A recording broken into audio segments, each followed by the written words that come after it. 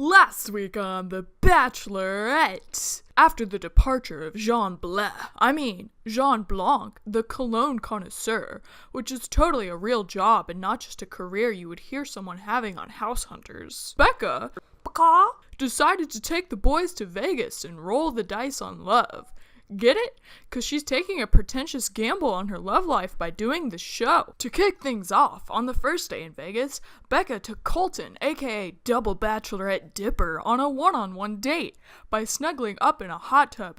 The next day, Bend It Like Becca went on a group date with the boys and took them to some withering old Vegas Strip nightclub singer's ranch and decided to make them write lyrics that cover his song Donkey Shin. After judging them by their creative writing skills, Becca decided to surprise them by forcing them to perform in a talent show with their newly written songs.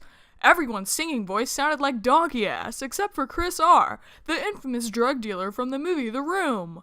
Later that night, Double Becca Taco decided to give everyone some one-on-one time except for Chris R., who took it really well by threatening to quit the show on the spot. The next day in Vegas, Blecka, with some dramatic staging no doubt from the show's producers, decided to have a threesome.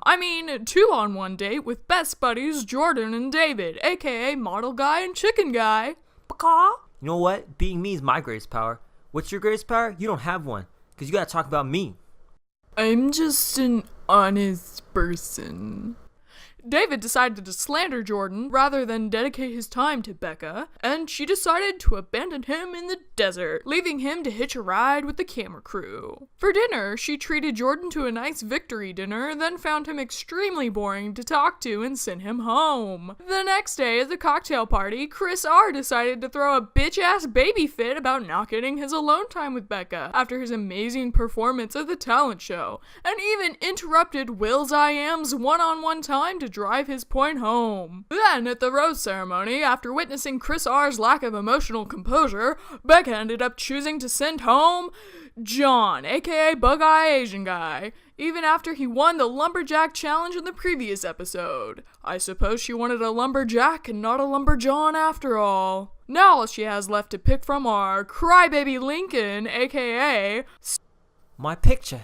They threw it in the pool. It was the only one and I won the rose, and it's not fair. The other guys are just jealous about my picture. Sexy long-haired Leo, aka bushy-ass eyebrows, Discount G-Eazy Jason, aka West Side Story 50s greaser-looking guy, Garrett the Goofball, Colton, aka I like to date women who've been on TV, Wills, the black guy with the Harry Potter tattoo, big-ass teeth crybaby Chris R., and a couple other guys who haven't been really notable. Who will she give the final rose to? Will it be Garrett, since she won't shut the fuck up about how her family would love him? Most likely. It's all fair in love and war. Will the man she wants want her back this time? Will it be the guy you're rooting for? Who cares? You'll watch it. After all, Becca's can't be choosers.